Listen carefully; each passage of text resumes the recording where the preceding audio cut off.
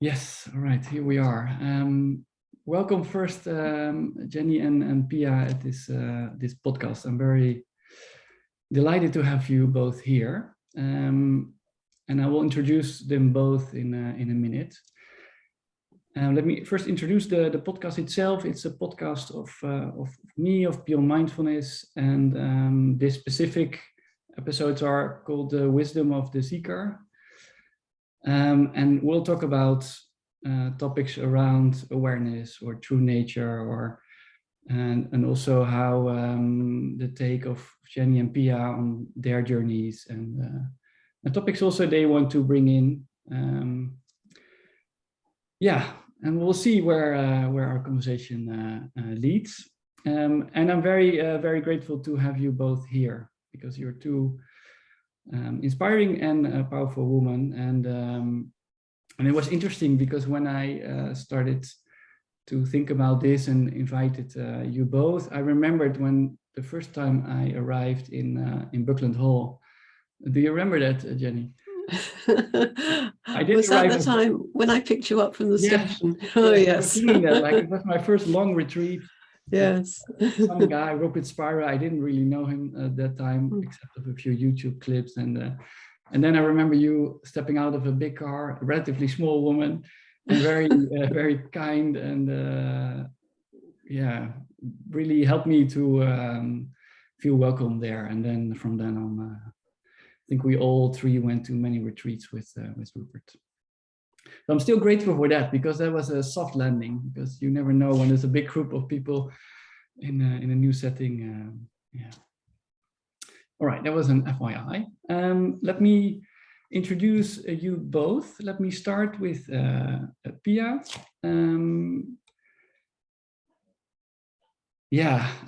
Piya has wanted to know the truth of who we are and why and how the world exists from an early age. And her curiosity led her to study science at school and university. And however, she already had an intuition that there was more to life and the university than could be explained solely by science. And she continued to seek answers outside of science. And eventually her seeking led her to Neil Donald Walsh. I don't know him, but I will look him up. And Eckhart Tolle, that one I know. And then to Muji, interesting trajectory. And then Piya had several glimpses already of her true nature and of reality. And then came across the non-dual teacher of Rupert Spira and Adyashanti. And this have led her to deepen her understanding of true nature, and she continues to go further in her knowing of being with them. And Piya ends with, Piya loves doing nothing more than exploring these matters and sharing her love of truth with friends, which we're very happy she is doing that with us now. So we have some questions for Piya. We'll go into that later.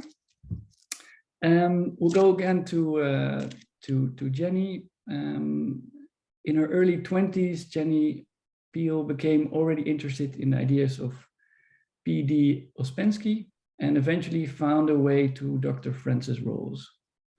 He was also a former student of Ouspensky. And in addition to studying Ouspensky's system, she was introduced to the Advaita system of, I tried to practice this name, but maybe you can help me, Jenny. You want me to try it? The Shankaracharya Shantanand Saraswati. Okay, yeah, I think you do it better than me. Yeah, thank you. A progressive path to self-realization that involves the practice of mantra meditation. Then she continues, but after following that teaching for over 40 years, and despite having had clear and lasting glimpses of her true nature, there was still something missing. And her search for whatever it was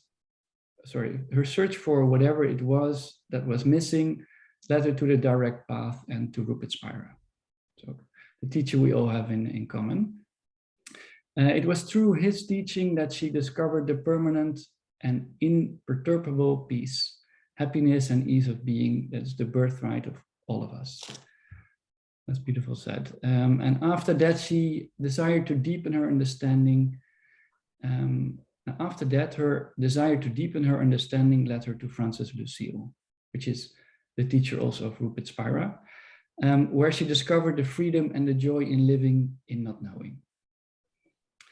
And then she ends up, Jenny leads online groups exploring the non-dual teaching, and she loves to share her understanding with truth seekers and truth lovers.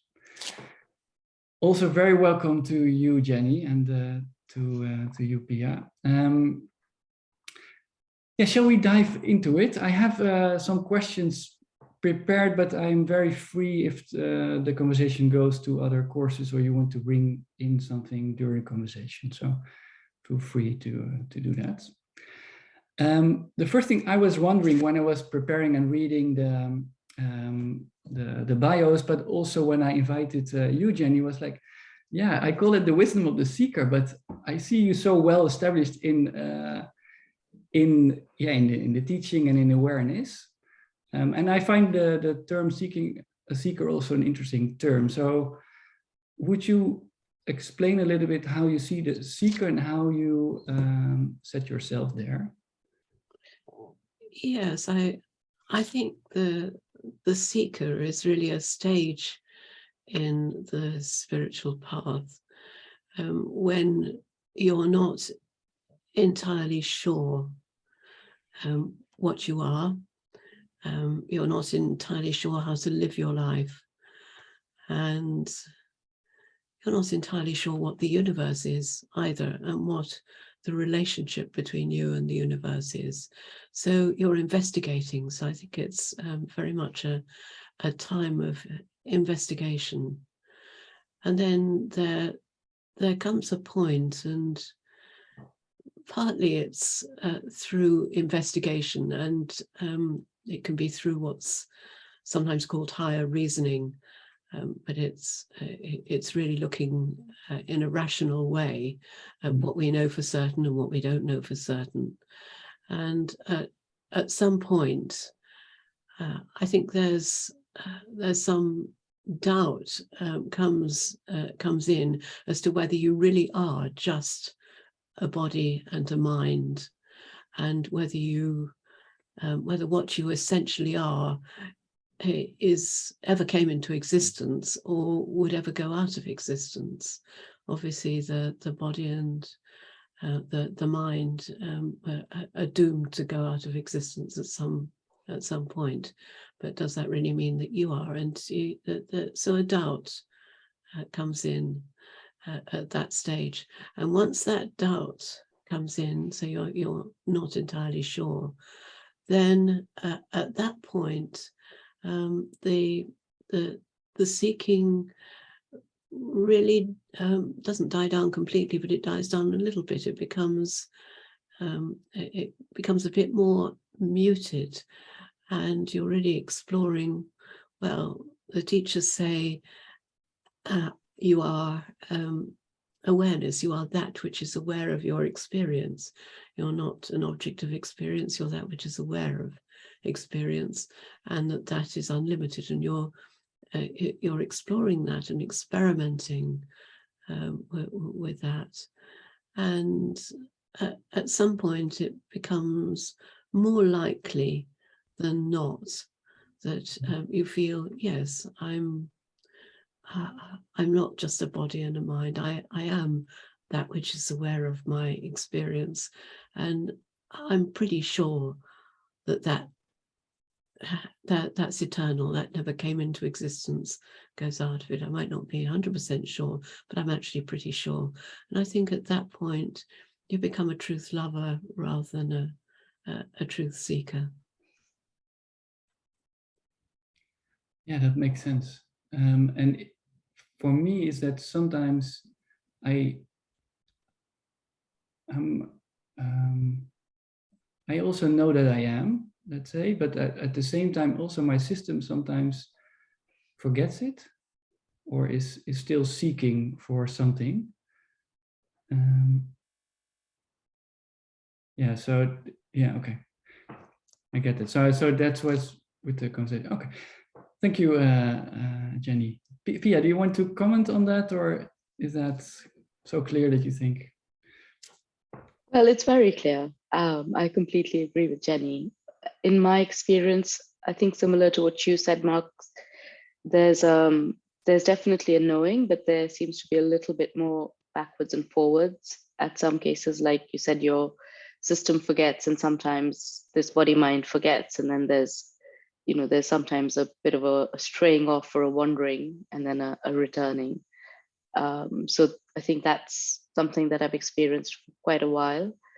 Definitely, there's a sureness and a knowing of true nature, and it doesn't mean that there's no guarantees that it'll be 100% set in stone, at least for me. So it's still a path and a backwards and forwards sometimes. Yeah, okay, great. Can I continue with you, Pia? Because Sure. I know you have a background in India, right? Your parents still live Yes, there, am I right? my mother still lives there. Your Yes. mother still lives there, yeah. And did it influence your path in the fact that you are now interested in these matters for quite a while, that you're from, or you have roots in India? Ooh, good question. Overtly, I think I would have to say no, for a number of reasons. So growing up, my parents were never very religious, but occasionally for festivals or whatever, we were taken to temples. And I've never really been into that whole thing of organized religion, because I always felt it was really hypocritical.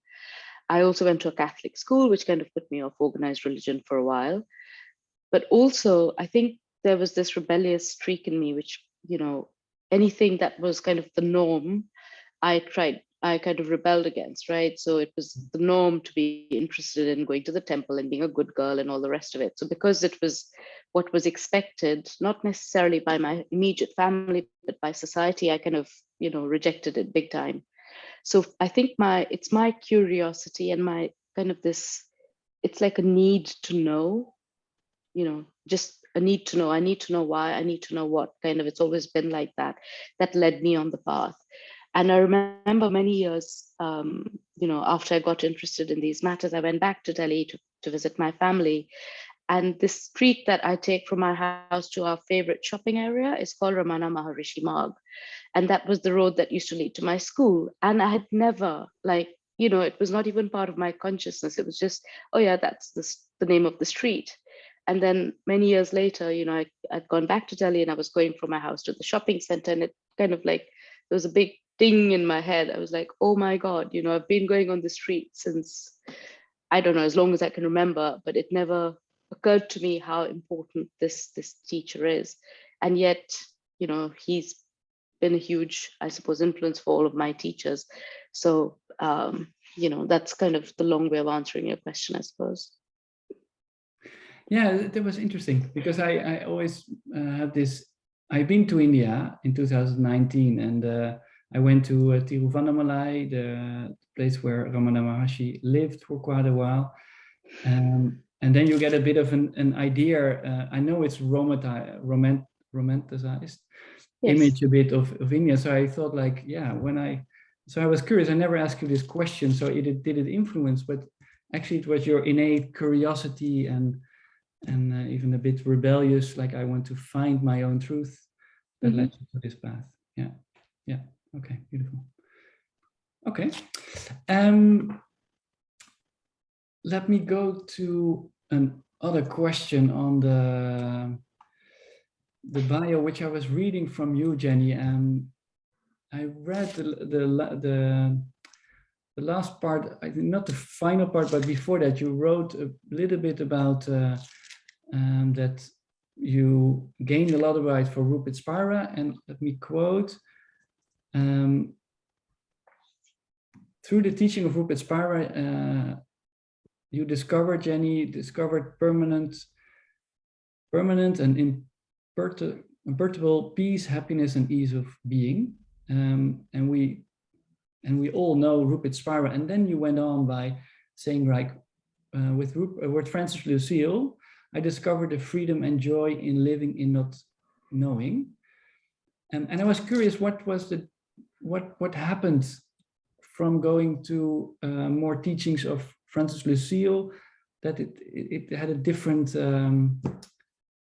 different effect on you? Yes, I left Rupert's teaching.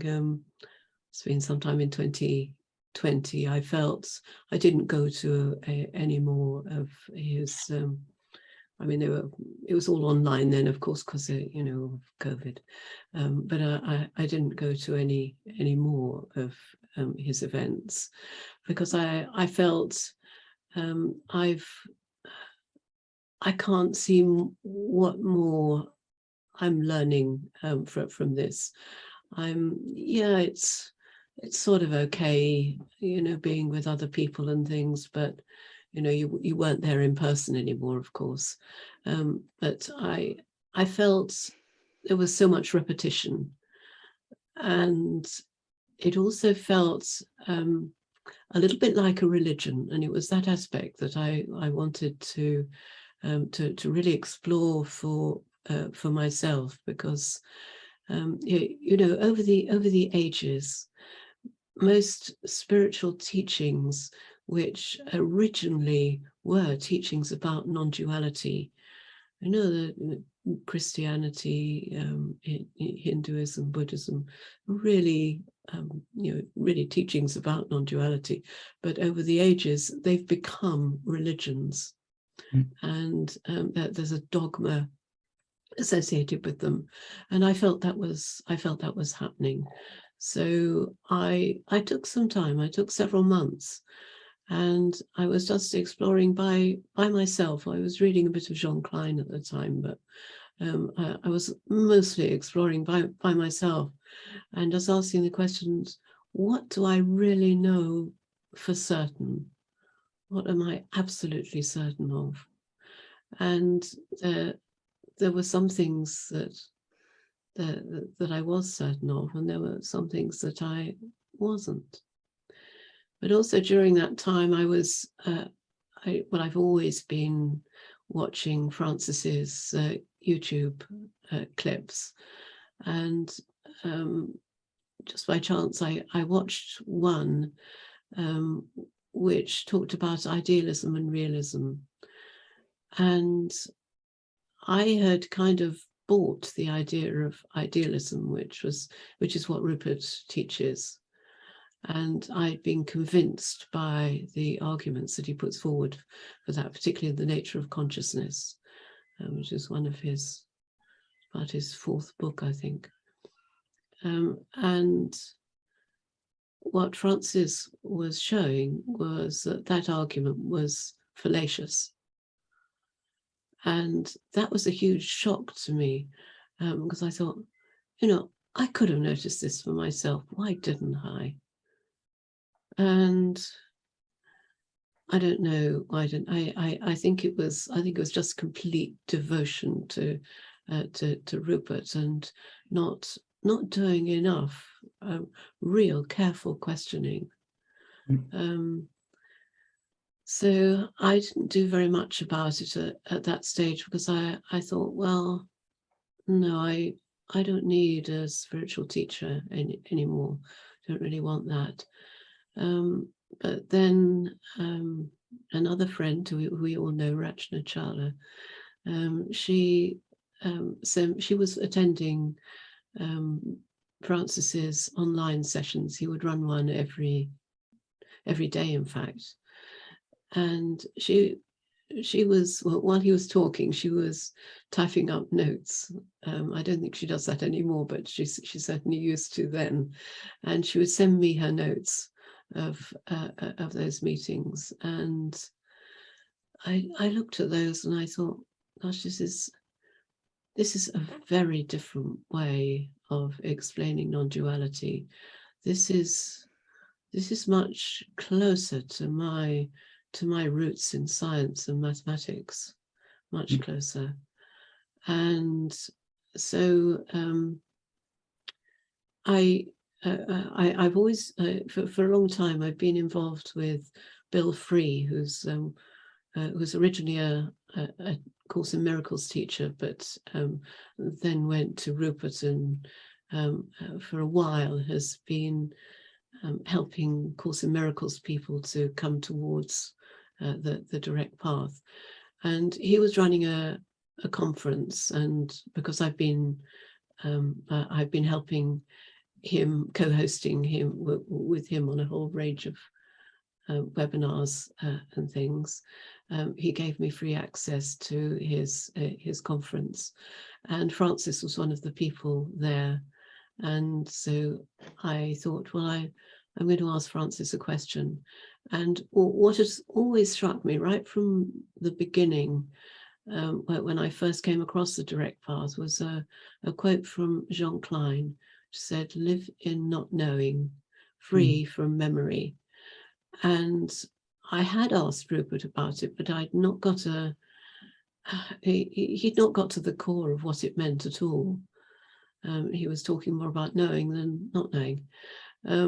So I thought I'll ask Francis, and I got a very beautiful answer from him, and that was just the beginning. And so I've explored with him since all sorts of aspects of not knowing. Everything that I felt was in doubt from what I learnt with Rupert, I've subsequently checked with Francis, and with one small exception, in every case, he's told me what I'd already worked out for myself without my giving him any indication of what I'd worked out.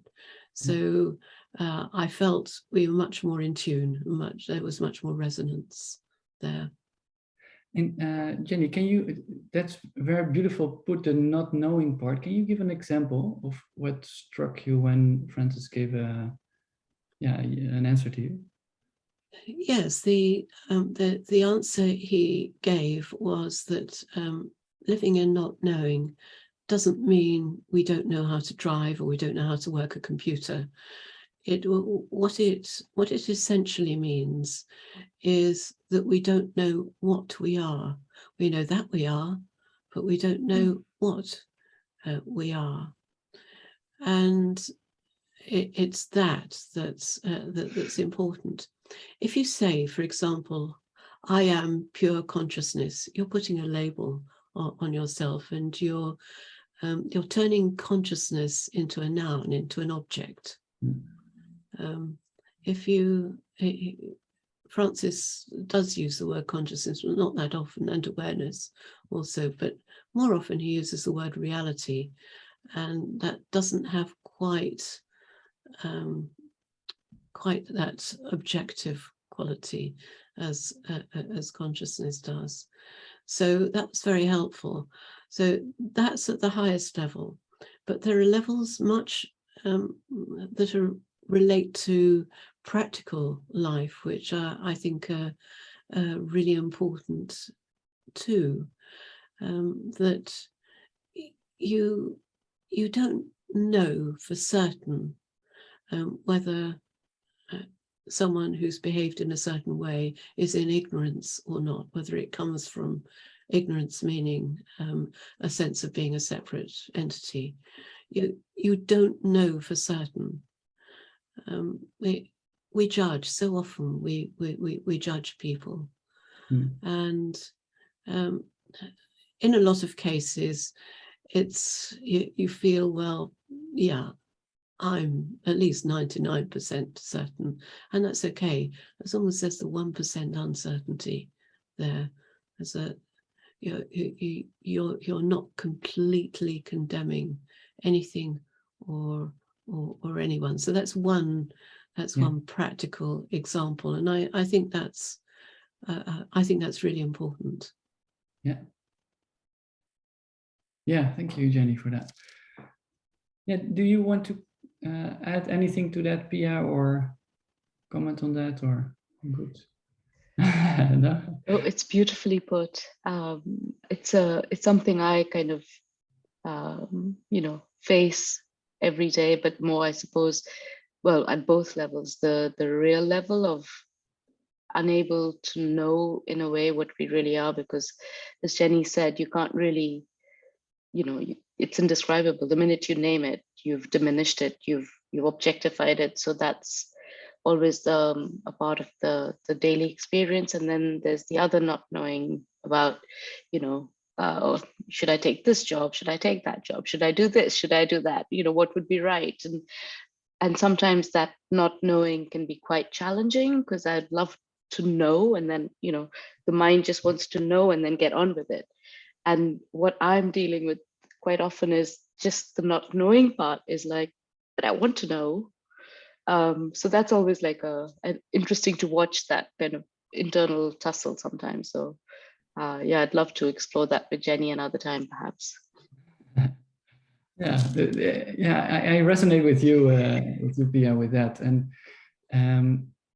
with the being in not knowing, and at the same time also feeling your system wants to get a handle on things. Like I have now, I'm doing a bit better, but I have restless legs. I shared it once, I think, in the meeting.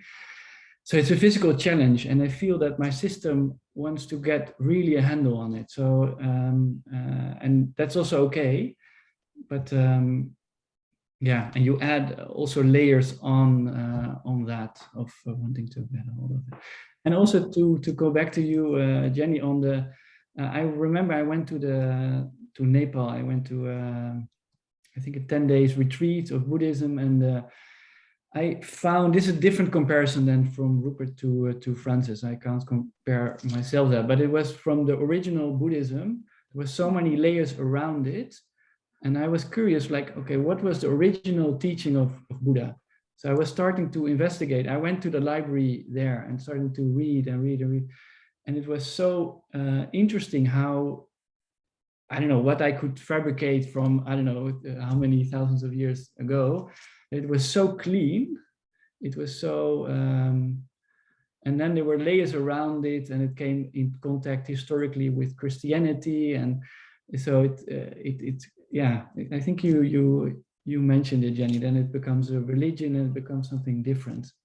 Yes. So I really resonated that with Buddhism. It was so interesting for me. That was also one of the reasons I thought it's very interesting, and I love a lot of teachings of Buddhism, of the Dzogchen tradition. But there was also a lot of stuff which was, for me, difficult to go into. Sorry, Jenny, you want to? Yes, I love the way Francis talks about decision making, going back to what Piya has just said, and he says, first of all, you just make sure that at every moment you're doing what you most want to do in that moment. If there's a choice to be made, facing a difficulty, and there are options, then you use your intelligence and you research. You do as much research as you can. So equally, if you have a physical illness and you've gone to a doctor and you're not getting better, then you research as much as you can. So there's this interplay between that intelligence and that research, and what you can know to a certain extent, have a reasonable probability attached to it, and what you can do nothing about. And then once you've done all you can, there's nothing more you can do about it, then it's easy to let go. And the living and not knowing is really about the openness that happens then. I mean, for example, I've been very careful about COVID and not catching COVID, but I really wanted to go to Francis's retreats in Spain. So I knew I'd already researched what all the different mitigations I could use. So I wore an FFP3 mask.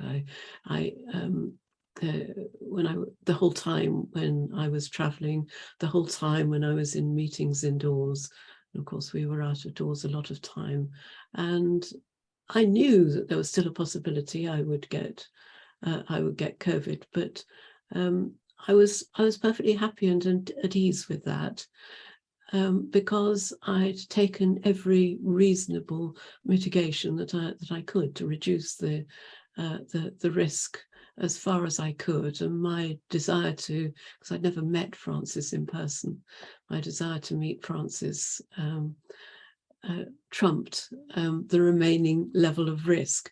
So it was very much using my intelligence, but then accepting, yeah, there's still a risk, and it's okay. It's not a problem.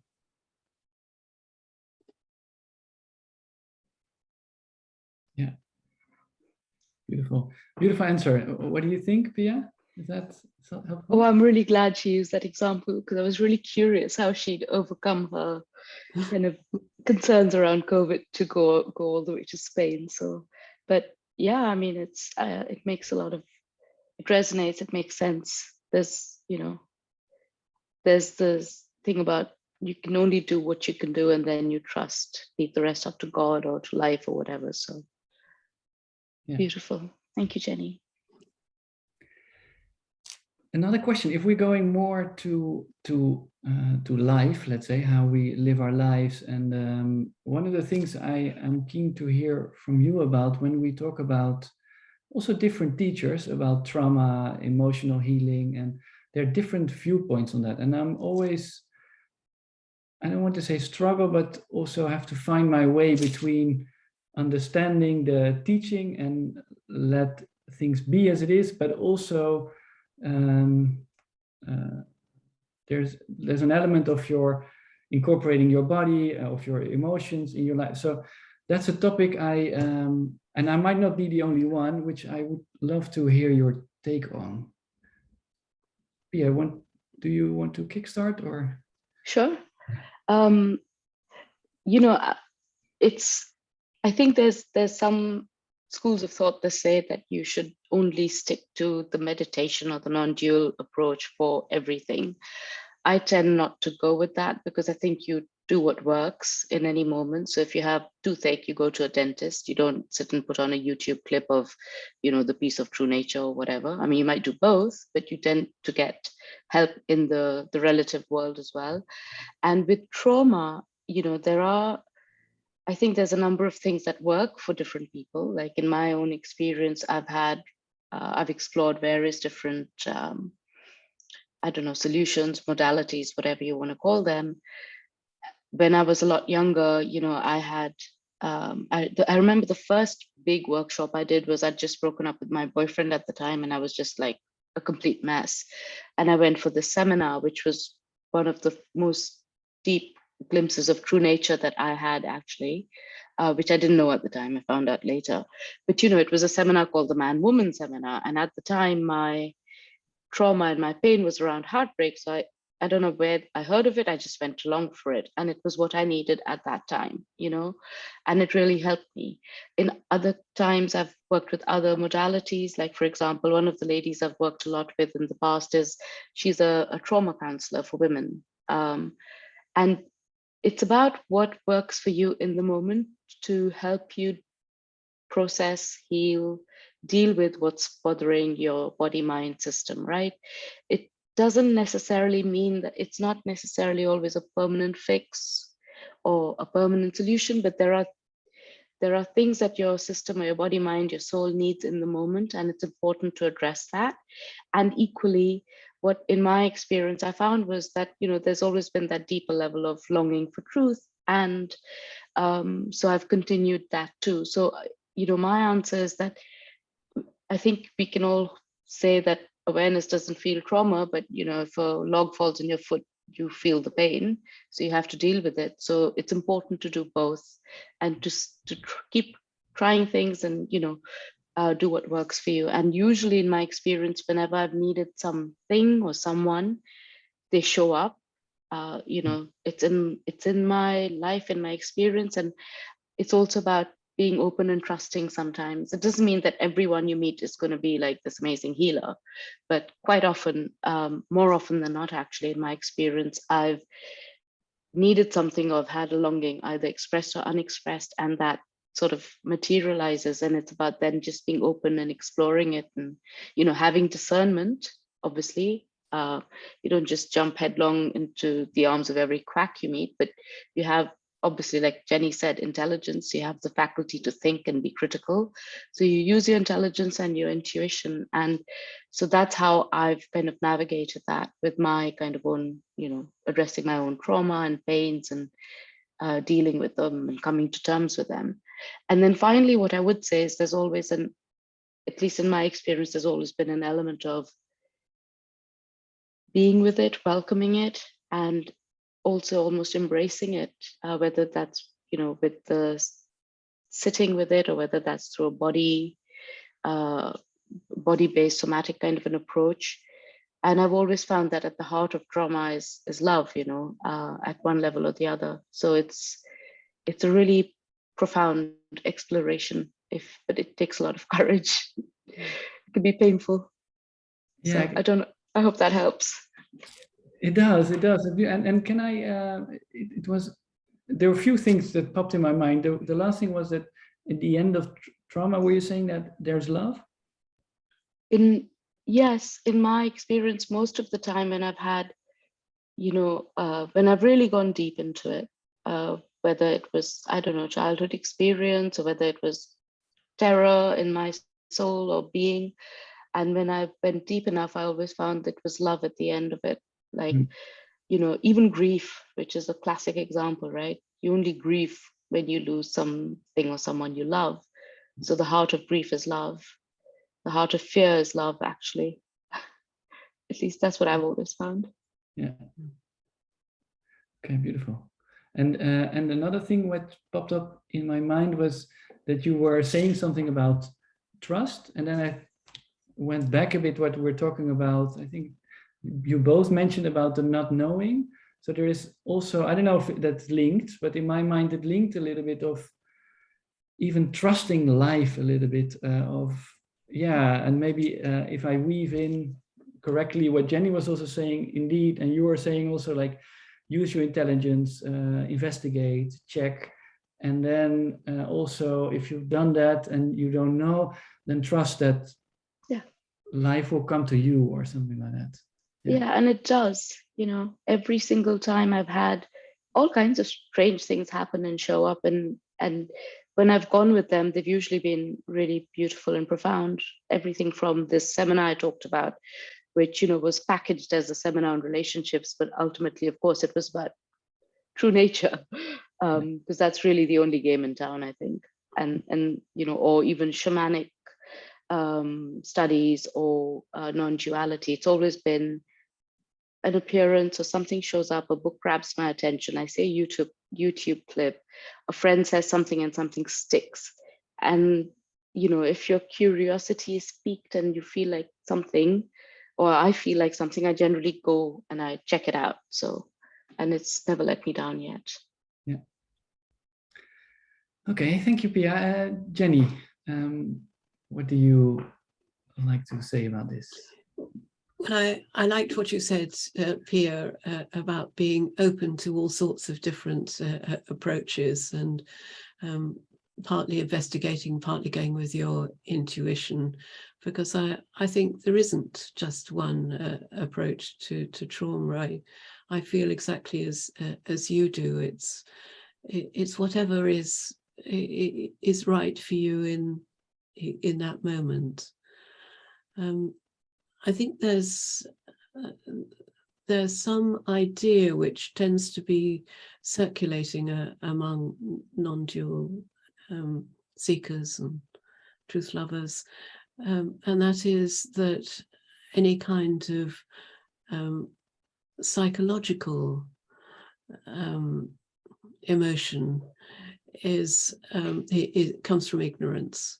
And it doesn't, and that was one of the things that I checked with Francis, and I talked with him. I was able to talk privately about a situation in which basically someone had accused me of things which I hadn't done, but it was someone who was really important to me, and I said, and he wouldn't even allow me to present. I had clear documented facts to show that I hadn't done what he said. And he wouldn't even allow me to show those. And I thought, this is not, I felt angry. And I said, you know, when I remember it, I still feel angry. And he said, look, that's outrage. That's natural. That's not ignorance. It's natural when we're accused of something that we're innocent of, that we feel anger. It's okay. It's just there. You don't do anything about it. So there's nothing to do about it. You just recognize that it's there, and recognize that it's natural. In the same way that, you know, if you stub your toe, then there's pain in your toe. That's natural too. It's just, that's what the body does. It's what the mind does. And he said probably eventually it will turn into a kind of sweet sadness. So I think that's important, because otherwise people can sometimes get the idea that they have to be so neutral, so dispassionate, and in a way that takes the love out of life. I resonate with the fact that the last months, I think I getting a little bit more in touch with being human or something, with emotions like you were saying, which I have lost a bit. Indeed, a bit this neutral state of being in awareness, and so it's very yeah, something that hits home for me personally, which I don't know, which helps me to that makes sense to go down that path. Yeah. Yes. It's really only when something comes from a belief in separation that it's you know, that it's ignorance. Yeah. But there are a lot of emotions that don't. Grief at the, you know, a loss of a close family member, for example, it's perfectly natural. There's no ignorance attached to that. No. Yeah. Thanks. All right, that's going to be interesting so far.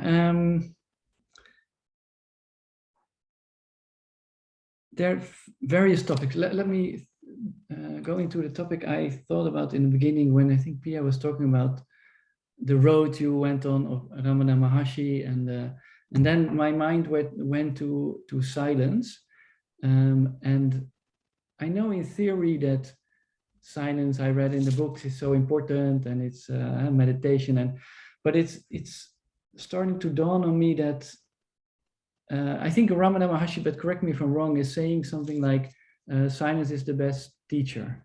Yes. Am I correct? Something like that. Yeah, and the highest teacher, I think, is the phrase. Or the highest teacher. Yeah. And but let me just ask, how do you see that silence part? Because for me, it's getting a more important thing, not only silence outside in the world, but also silence in me, not even looking for that, but somehow seeing that. And then, yeah, anyway. Does my question make sense, or? Yes, it makes sense. Are you asking Jenny or I? Both, yeah. Who is fastest? Okay, go. It's like mastermind Jenny, so I'm going to jump in. You know, yeah, silence is becoming more important to me too, actually.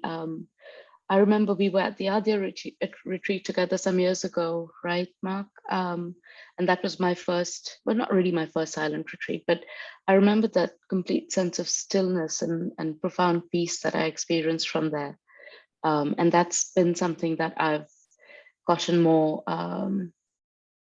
acquainted with, and also more, you know, happy to have as a part of my life. And so silence is becoming, or has become, a really key part of my exploration, I suppose. So I listen to a lot of Adya, I sit in silence a lot.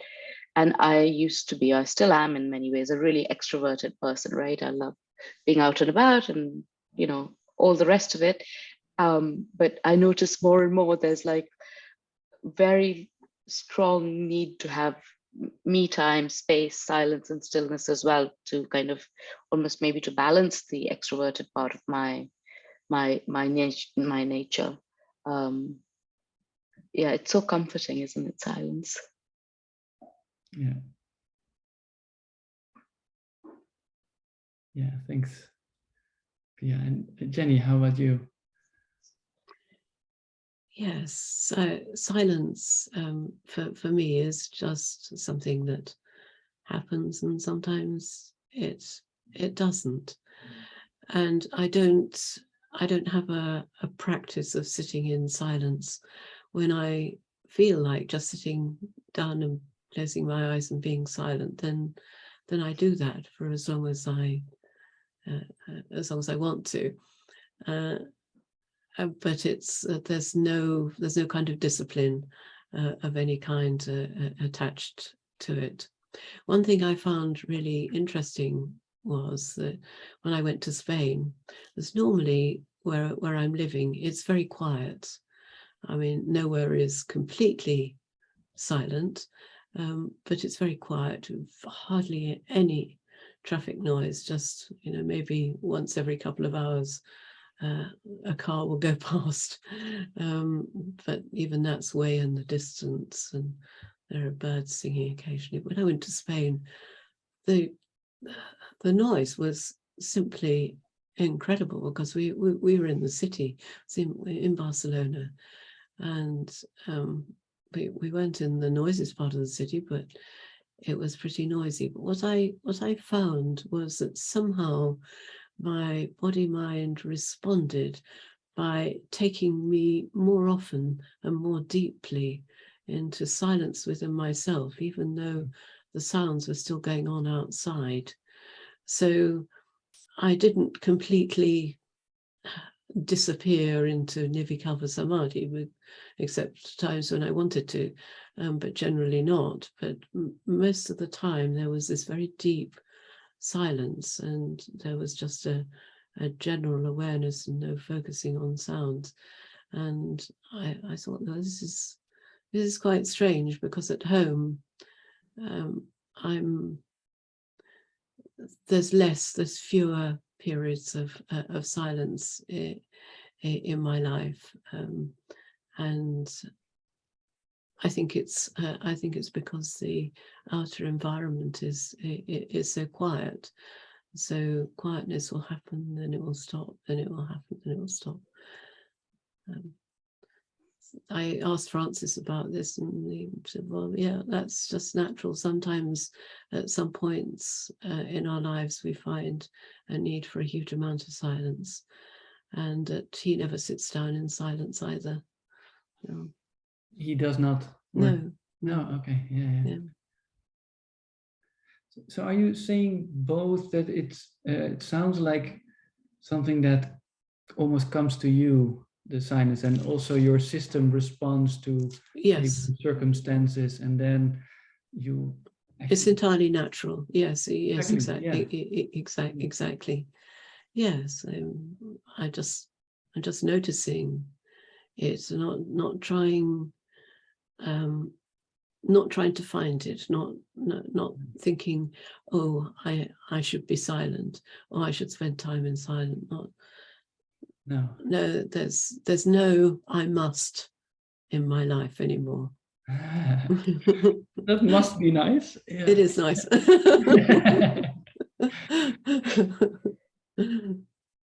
Yeah, well, I think it's a beautiful point. I think it came from both of you. So there's freedom in that, right? Also, because otherwise that also becomes like a concept or something more fixed, or there should be this amount of silence, instead of that can be indeed different per circumstance, different per person, different per, and you trust that moment will come when you feel needed, or it even takes you over, let's say, and then you just go.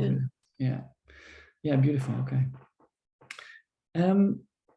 There are two questions. There are more questions, but I would like to give you a bit of space if you feel like one of the questions I always like to end up with is two, actually. One is if you have any advice for people who are listening to this, who are on this journey. I think they already can get quite a bit of what you both have been saying so far, but maybe there's something else you both like to add. And then the last question would be if there's something else you like to ask each other or comment on. So let's first do what kind of advice can you give people who are on this spiritual path, seeking, maybe not seeking? Yeah. I think following your happiness, just being clear, having clarity, being clear about what really makes you happy, really looking into that. That's the start of the spiritual path. It's the middle of the path, and it's the end of the path, I think. Beautiful. I never heard anyone say that succinct and clear. And can you? I'm always find it a bit difficult. I almost not want to comment on it because it's such a beautiful statement on its own. But can you give a little bit of how do people do that?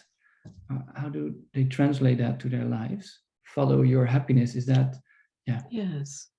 Well, first of all, you think about how you're spending your time, and at any moment now, are you doing what makes you happy? Now, for some people, they're working, and maybe they're enjoying their work, or maybe they're not. So if they're not enjoying their work, then again, it's using your intelligence and saying, well, can I work for a different company, or perhaps maybe I can work for myself, or work in a different way, use my talents in a way which I will enjoy, which is what I want to do. So that's the first thing. But when you get home from work, what do you really want to do? Maybe you don't have to do. You don't feel that you should be doing something spiritual, for example. Maybe you just want to watch something on Netflix, and that's fine. It's whatever you want. But what's important is to make sure that when you're making that choice as to what to do next, that you're not doing it from a sense of lack. You're doing it from happiness, from joy. Yes, this is what I really want to do right now, and I'm going to do it. And that's it's a lovely way to live life, and it does in the earlier stages that does bring you far more glimpses of your true nature, and then in the later stages it's just natural. It's how you live.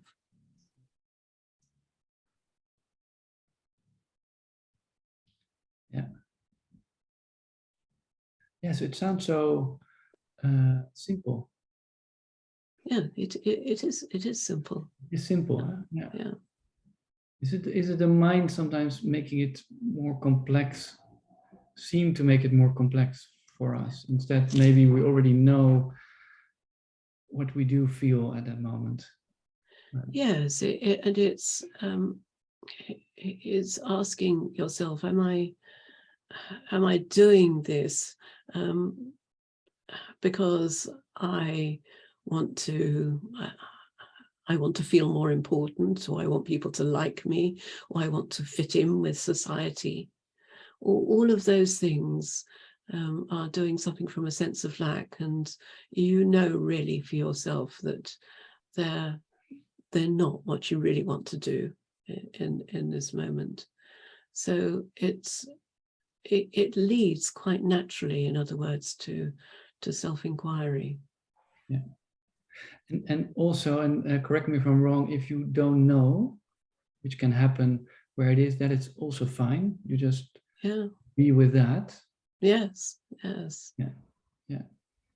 Okay, beautiful. I think that's definitely something people can take home. Piya, how about you? Do you have anything you like to share with people who are listening? Yeah, just what I said earlier about trusting, that everyone's on the same kind of journey, and the thing that we seek, the thing that we think we're chasing is actually calling us in, probably more than we realize. And that, life in itself doesn't make any mistakes. This is just trust that you're okay, that it will be okay, and trust your inner impulses, your intuition, when they feel right, and when you feel called to something, follow that and trust that what you're looking for is looking for you and will find you. I think trusting the journey and life is really something that we can all do more of. Yeah. Beautiful. Maybe for the last few minutes, is there anything one of you would like to add, or a topic you feel like we missed or we have lost depth of, or are you both good? I think one thing that Sure. I feel is really important and worth everyone investigating is whether we choose our thoughts. And if you really investigate that, it becomes obvious that we don't. And sometimes people stop there. But what they don't see is all of the implications for that. Because the implications are that there's nobody guilty of anything, and that it's quite a hard thing to recognize, either in oneself or in other people. But I think it's important. In other words, the universe is responsible for everything that happens. There are no separate entities that are making things happen. There's nobody doing this to me. It's a way of seeing how life is just this interconnected set of happenings, with no one responsible, no one doing. Yeah, beautiful. I get it. And why do you feel that it's so important to let people know that? I think because many people have a sense of guilt about things that have happened in that they've done in their past, or else they feel they feel that other people are guilty, and they have a kind of hatred towards other people. And particularly in our society at the moment, there's tremendous divisiveness. In the UK, there's enormous divisiveness. I think it started with Brexit, and you were divided into Brexiteers and Remainers, and so it divided the nation. COVID divided the nation. The nation is still divided in its response to how the government is managing the economy, is managing the Northern Ireland situation. There's tremendous divisions, and there's a kind of hatred is maybe quite a strong word, but there tends to be hatred of people on the other side. Whereas I think if you really understand that these are just waves of feelings, of ideas that are happening in society. Nobody's doing it. Nobody's responsible. Boris Johnson wasn't responsible for Brexit. It was going to happen, the universe is responsible. And I think it's a way of healing some of those, understanding that is a way of healing some of those divisions. Yeah, I get it. And I'm glad I asked a follow-up question that you elaborate the last few minutes this, because that's really, really helpful. Yeah. Thanks for bringing this point in, Jenny. Piya, are you good or? I'm good, thank you. Good. Okay, great. So we did exactly a perfect best time management thing ever.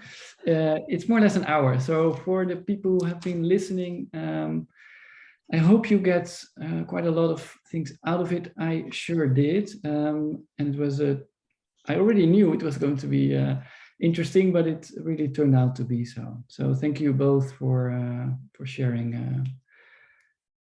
Sharing whatever you shared with me and us. Thank you for that.